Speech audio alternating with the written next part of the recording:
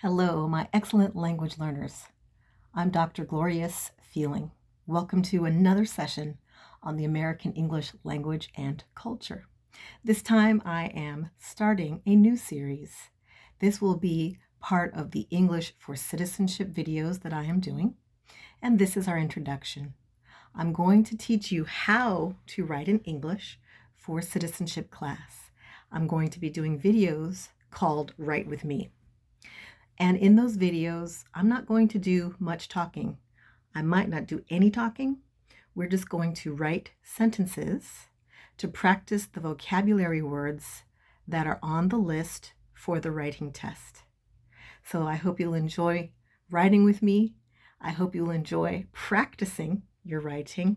And above all, I wish you the best of luck on the test, especially that writing portion.